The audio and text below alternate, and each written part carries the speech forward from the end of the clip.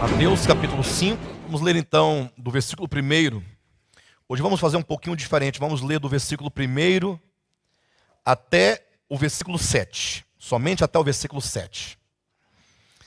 Vendo Jesus as multidões, subiu ao monte, e como se assentasse, aproximaram-se os seus discípulos. E ele passou a ensiná-los, dizendo: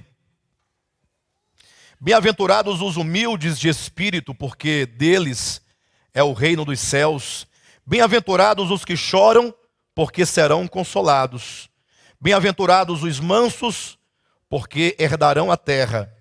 Bem-aventurados os que têm fome e sede de justiça, porque serão fartos. E bem-aventurados os misericordiosos, porque alcançarão misericórdia. Vocês querem repetir comigo esse versículo 7? Eu falo e os irmãos repitam com o coração, repitam com a alma, repita também com a sua voz, com seus lábios. Bem-aventurados os misericordiosos, porque alcançarão misericórdia. Queridos, vamos ler primeiramente aqui também em Efésios, então. Eu quero que os irmãos prestem bastante atenção nessa leitura. Esta é uma porção da Escritura já muito lida aqui nesse ministério. Já lemos dezenas e dezenas de vezes, né? E que precisa certamente ser assimilada no coração. Porque não basta que nós apenas leiamos e compreendamos com a mente, com o entendimento. É preciso que nós venhamos a compreender essas palavras no nosso coração, no nosso espírito. Diz assim, capítulo 4 de Efésios, a partir do versículo 11 até o 16.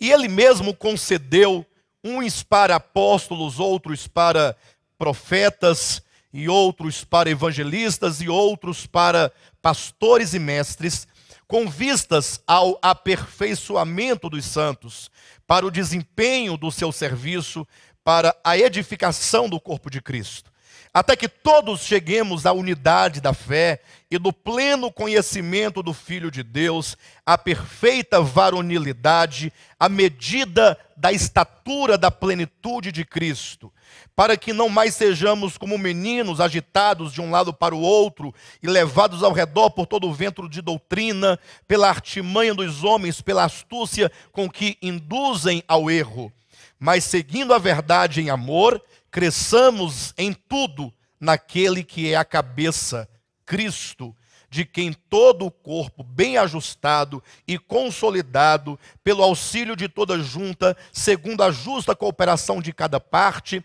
efetua o seu próprio aumento para a edificação de si mesmo em amor. Queridos, lemos uma porção do Evangelho de Mateus, estamos lendo as bem-aventuranças, e também lemos agora essa porção de Efésios capítulo 4. E em ambas as porções, em ambos os textos, a mensagem é a mesma.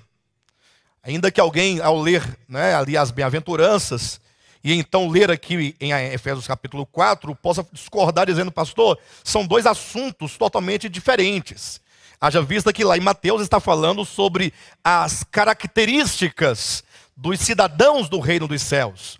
Jesus disse que os cidadãos do reino dos céus, ele tem um coração, ele tem uma alma, ele tem um ser completamente diferente do ser, da disposição do coração do mundo, do homem caído, do cosmo liderado pelo espírito de Satanás, o diabo, que leva as pessoas a viverem contra o propósito de Deus.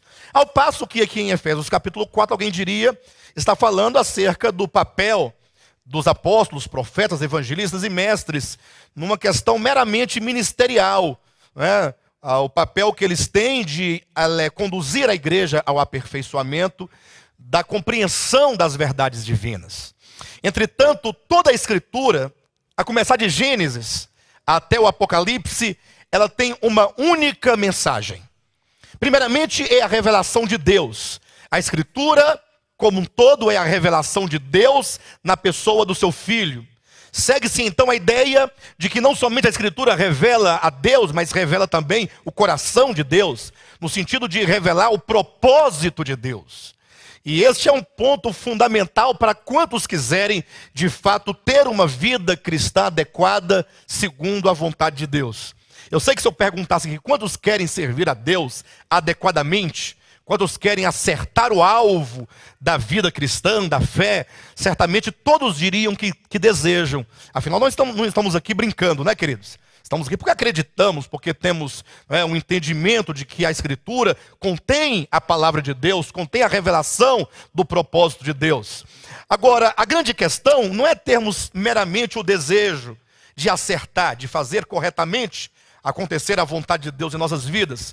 A questão é você compreender o que Deus deseja fazer. Qual é a vontade de Deus, qual é o supremo desejo de Deus e o que Ele tem realizado e está realizando e por fim realizará completamente.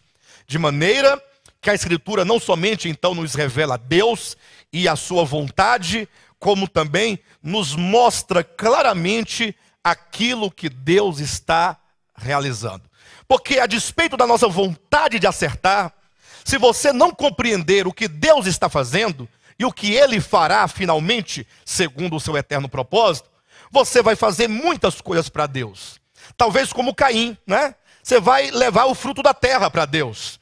Porque se você ler Gênesis capítulo 4 atentamente, o que você observa ali? Você observa que ao prazo de um tempo foi Caim levar a Deus uma oferta. Eu pergunto, ora, isso é bom ou é ruim?